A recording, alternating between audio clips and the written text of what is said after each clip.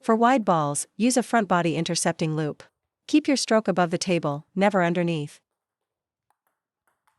Today, we're focusing on the half-long ball. Mastering the half-long ball allows you to take the initiative in a match. A half-long ball is one that bounces once on your side and just goes over the end line.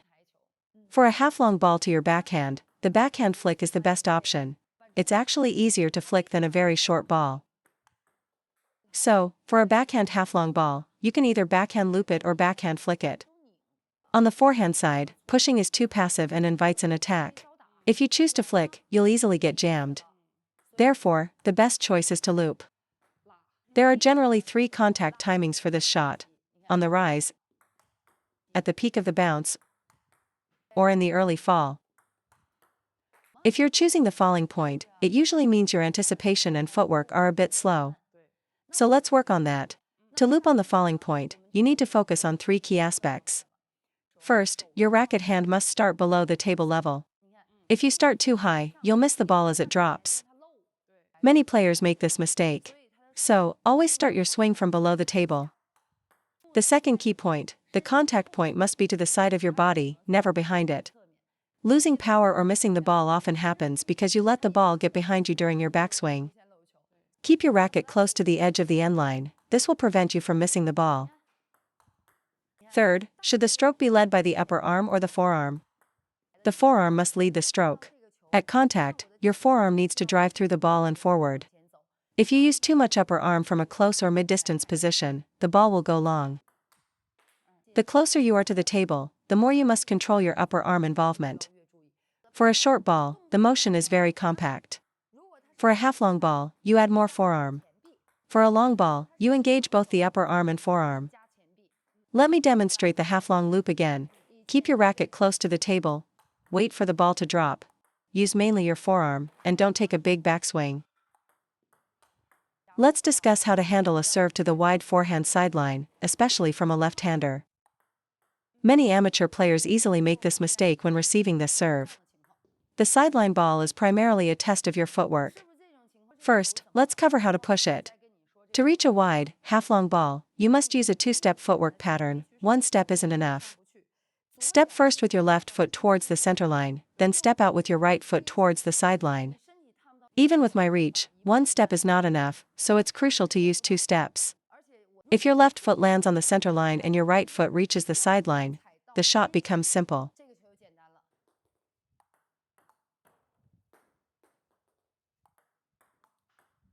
Move your left foot first, then your right. Crucially, your right foot must land outside the sideline, not just at the corner, or you won't reach the widest balls.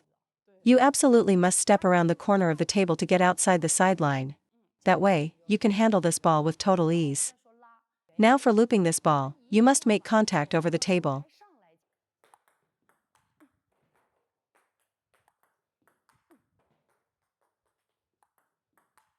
Do not let the ball drop below the table to make contact. The quality of your return will be very poor. The same principle applies to short balls in both the forehand and backhand corners. If you contact the ball below the table, you'll be vulnerable to a counterattack. You must stay over the table to loop, even against heavy spin. A short, in-table ball can't have that much spin. If it's extremely spinny, just push it. When you move in, make sure your racket is positioned above the table. Waiting for the ball to drop below the table is ineffective. Against a male player, he'll step around and power loop you. Against a female player, she'll quick block or jam you. Therefore, when handling sideline balls on either wing, you must execute the stroke over the playing surface.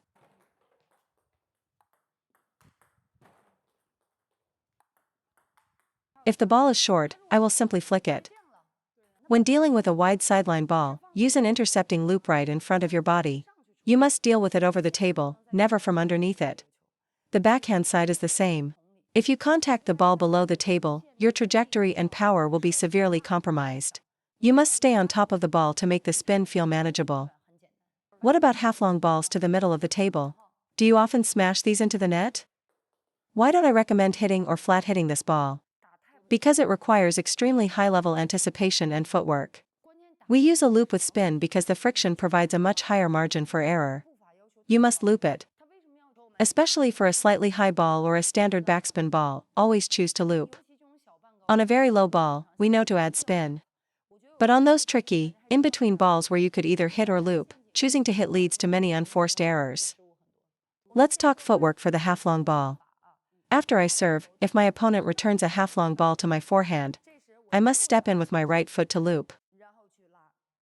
If the return is a half-long ball to my middle, after serving, I must first step around. Many players fail to do this. So, after the serve, recover to your ready position. Step around. Then move your right hand and left foot forward together,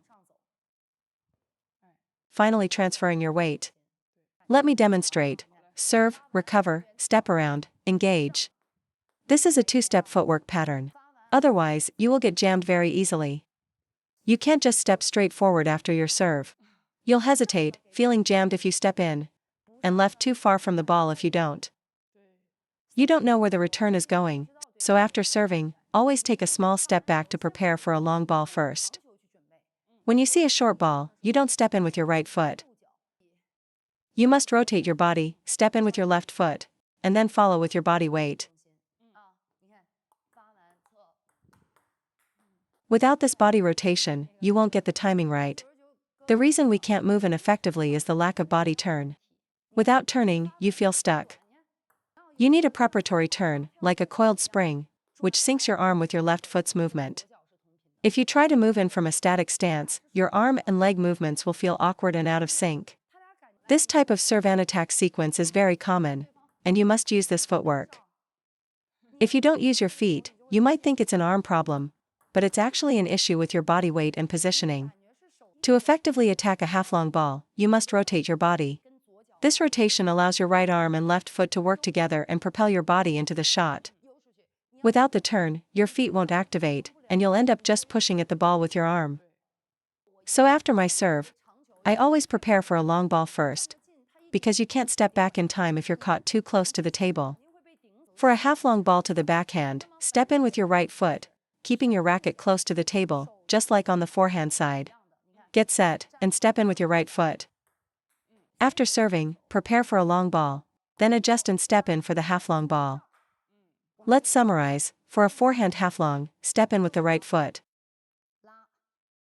For a backhand half-long, step in with the right foot. For a half-long to the middle, step around, step in with the left foot, and finally commit your weight. Only the ball to the middle requires stepping in with the left foot. Balls to the corners are handled with the right foot. For those balls on the edge, where you could either step or not, you have to make a choice. For a ball like this, if you want to be aggressive, you must step in. If you feel you can't move your feet in time, it's okay. You can wait for the ball to come to you. The biggest mistake is not moving your feet but still trying to hit the ball with full power. The same rule applies to the forehand. If you don't step in, you have to wait for the ball and play a more controlled loop. If I want to attack, I must step in and take the ball at a higher point. Remember, every ball, regardless of spin, will travel forward toward you. You can wait until the late falling point, just before it reaches your racket, to ensure you can still generate solid power. You must adapt to each specific situation. Taking the ball at its peak is an attack. If you are out of position, you have no choice but to take it on the fall. Anytime you are out of position, you should loop on the falling point. The moment you feel you are not in your optimal hitting position or a comfortable stance, don't generate power. However, if the ball comes right into your sweet spot where you practice, you can unleash your power loop. If your position is even slightly off, like a ball to your middle, you must adjust. The lower the contact point, the easier it is to loop, but you must still execute a full stroke, not just touch the ball. If you can get in position to take the ball at its peak, you should attack it. If you can't, and you find yourself off balance, immediately switch to looping on the falling point with heavy spin.